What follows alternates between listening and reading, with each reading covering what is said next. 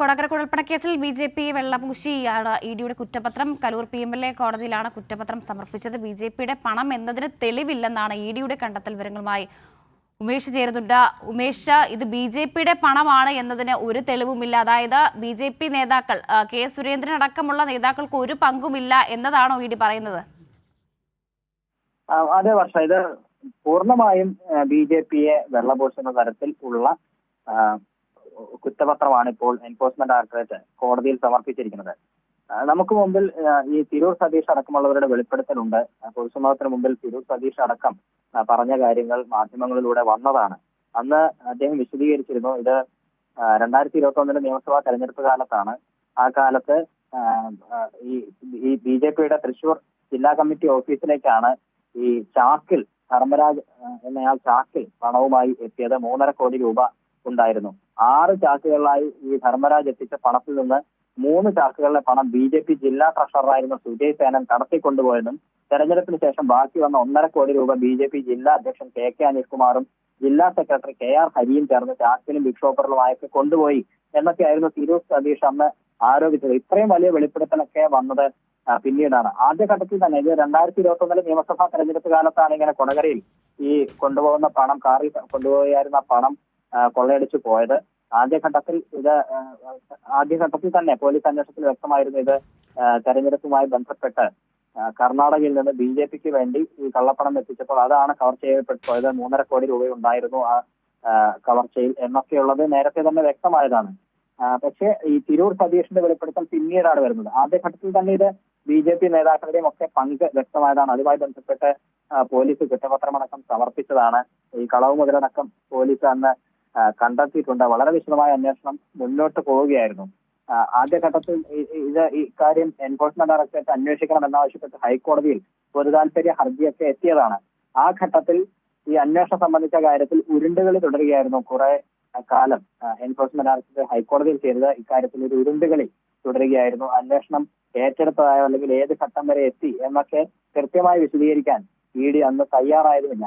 പിന്നീട് ഏറെ സമ്മർദ്ദങ്ങൾക്ക് വഴങ്ങിയാണ് പിന്നീട് ഈ കേസിൽ അന്വേഷണം നടത്തുന്നുണ്ട്, അധികം വൈകാതെ കുറ്റപത്രം സമർപ്പിക്കും എന്നൊക്കെ എൻഫോഴ്സ്മെന്റ് ഡയറക്ടറേറ്റ് അന്ന് കോടതിയെ അറിയിച്ചത്.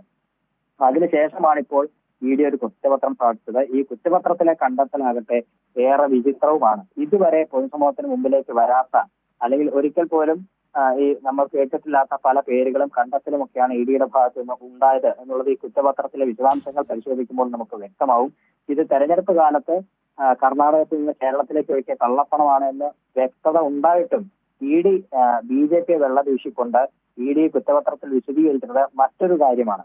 അതായത് ഈ വന്ന പണം എന്ന് പറയുന്നത് ആലപ്പുഴയിലുള്ള തിരുവിതാംകൂർ പാലസ് എന്ന് പറയുന്ന പ്രോപ്പർട്ടി വാങ്ങുന്നതിന് ഒരു ഡ്രൈവറുടെ കൈവശം ഈ ധർമ്മരാജ് എന്ന് പറയുന്നയാള് 3.56 കോടി രൂപ കൊടുത്തുവിട്ടു. അതാണ് കൊടകരയിൽ വെച്ച് കൊള്ളയടിക്കപ്പെട്ടത്. എന്ന് മാത്രമല്ല, ആ പണത്തിന്റെ ഉറവിടം സംബന്ധിച്ച രേഖകളൊക്കെ അന്ന് ധർമ്മരാജ് ഹാജരാക്കിയിരുന്നു എന്നൊക്കെയാണ് എൻഫോഴ്സ്മെന്റ് ഡയറക്ടറേറ്റ് പറയുന്നത്. അപ്പോൾ നേരത്തെ പോലീസ് കണ്ടെത്തിയതുപോലെയോ അല്ലെങ്കിൽ തിരൂർ സതീഷിന്റെ വെളിപ്പെടുത്തലൊക്കെ തള്ളിക്കൊണ്ട് അങ്ങനെ ഒരു സംഭവമേ ഇല്ല, ബി.ജെ.പിയുമായി ബന്ധപ്പെട്ട് ഒന്നും തന്നെ ഇല്ല, ഇത് ബി.ജെ.പിയുടെ പണമാണ് എന്നതിന് ഒരു തെളിവുമില്ല എന്നൊക്കെ പറഞ്ഞുകൊണ്ടാണ് ഇപ്പോൾ ഇഡി കലൂർ PMLA കോടതിയിൽ കുറ്റപത്രം സമർപ്പിച്ചിരിക്കുന്നത്. അവിടെയാണ് ഉമേഷ്, ഈ കേസ് ഈ അന്വേഷണം നടന്ന സമയത്തൊക്കെ ഹൈക്കോടതി പറഞ്ഞൊരു കാര്യമുണ്ട്, എത്രയും വേഗം അന്വേഷണം പൂർത്തിയാക്കി കുറ്റപത്രം സമർപ്പിക്കണമെന്ന് ഇഡിയോട് പറഞ്ഞിട്ടുണ്ടായിരുന്നു. പക്ഷേ അതിൽ ഇത്രയും ദിവസത്തെ കാലതാമസം വന്നു. അപ്പോൾ അതിൽ ചില തിരുത്തലുകൾ വരുത്തേണ്ടതുണ്ടായിരുന്നു ഇഡിക്ക്. അതിൽ ഈ തിരൂർ സതീഷ് പറയുന്നതൊന്നും കുറ്റപത്രത്തിൽ കണക്കാക്കിയിട്ടില്ല ഇഡി, അല്ലേ?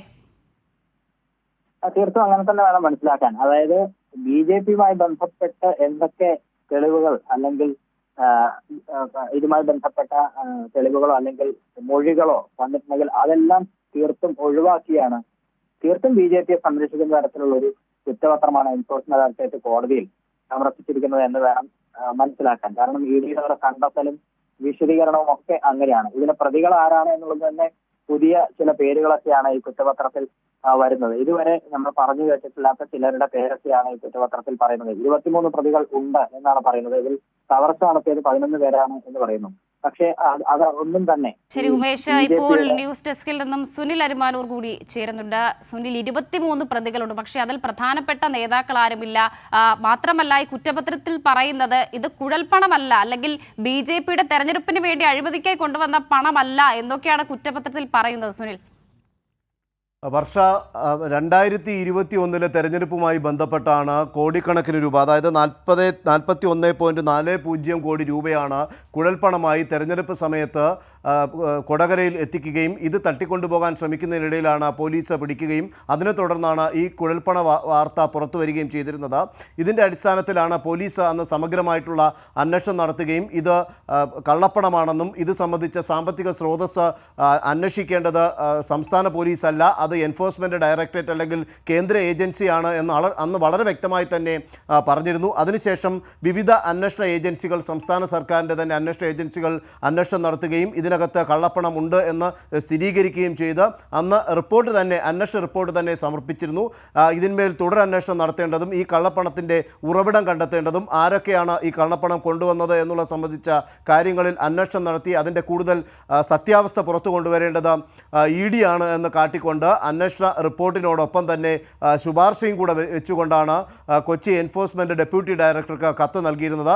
അതിനുശേഷം തന്നെ ഈ സംസ്ഥാന സർക്കാർ വീണ്ടും ഒരു അന്വേഷണ ഏജൻസി, അതായത് തിരൂർ സതീഷിൻ്റെ വെളിപ്പെടുത്തലിനെ തുടർന്ന് സുരേന്ദ്രന്, മുൻ സംസ്ഥാന അധ്യക്ഷൻ കൂടിയായ BJPയുടെ സംസ്ഥാന അധ്യക്ഷൻ കൂടിയായ സുരേന്ദ്രന് ഇതിനകത്ത് പങ്കുണ്ടെന്നും സുരേന്ദ്രന് വേണ്ടിയിട്ടാണ് ഈ പണം കൊണ്ടുവന്നത്. ഈ പണത്തിനകത്ത് നിന്ന് അതായത് BJPയുടെ ജില്ലാ കമ്മിറ്റി ഓഫീസിൽ നിന്ന് പണം കവർന്നു കൊണ്ടുപോയിട്ടുണ്ട്. അത് മറ്റു പല നേതാക്കൾക്കും കൊടുക്കാനായി കൊണ്ടുപോയിട്ടുണ്ട്.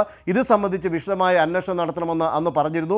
അതിൻ്റെ അടിസ്ഥാനത്തിൽ പ്രത്യേക അന്വേഷണ സംഘം തിരൂർ സതീഷിൻ്റെ മൊഴി രേഖപ്പെടുത്തുകയും ഈ കാര്യങ്ങളെല്ലാം സൂചിപ്പിച്ചുകൊണ്ട് തന്നെയാണ് EDക്ക് അന്വേഷണ സംഘം റിപ്പോർട്ട് സമർപ്പിക്കുകയും ചെയ്തത്. പക്ഷേ ED ഇപ്പോൾ നൽകിയിരിക്കുന്ന ഈ കുറ്റപത്രത്തിൽ ഇതിനകത്ത് ഒരു തരത്തിലുള്ള കള്ളപ്പണ ഇടപാടും നടന്നിട്ടില്ല എന്നുള്ള തരത്തിൽ BJPയെ വെള്ളപൂശുന്ന തരത്തിലുള്ള ഒരു റിപ്പോർട്ടാണ് ഇപ്പോൾ നൽകിയിരിക്കുന്നത് എന്നുള്ളതാണ് ഏറെ ഞെട്ടിപ്പിക്കുന്ന കാര്യം. കാരണം ഇതിനകത്ത് ധർമ്മരാജൻ കൊണ്ടുവന്ന പണം ഭൂമി ഇടപാടിന് വേണ്ടി കൊണ്ടുവന്നതാണ് എന്ന രീതിയിലാണ് ഇപ്പോൾ ED ഈ കൊടകര BJPയെ പ്രതിക്കൂട്ടിലാക്കിയ ഈ കള്ളപ്പണ ഇടപാട് കേസിൽ ED ഇപ്പോൾ റിപ്പോർട്ട് നൽകിയിരിക്കുന്നത്. നമുക്കെല്ലാവർക്കും അറിയാം ED ആര് നിയന്ത്രിക്കുന്ന ഒരു അന്വേഷണ ഏജൻസിയാണ് എന്നുള്ളത് നമുക്കറിയാവുന്ന കാര്യം തന്നെയാണ്.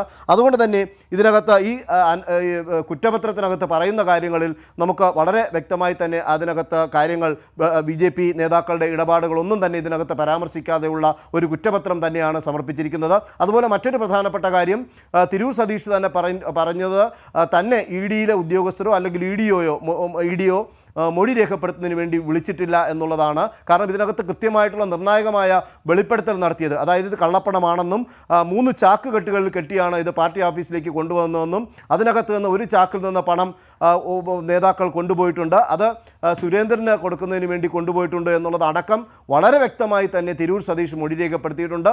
ഈ തിരൂർ സതീഷിൻ്റെ മൊഴി രേഖപ്പെടുത്താനോ അല്ലെങ്കിൽ അതനുസരിച്ചുള്ള കാര്യങ്ങൾ അന്വേഷണം നടത്താനോ ED തയ്യാറായിട്ടില്ല എന്നുള്ളതാണ് ഇതിനകത്തുള്ള ഒരു കാര്യം പറയുന്നത്.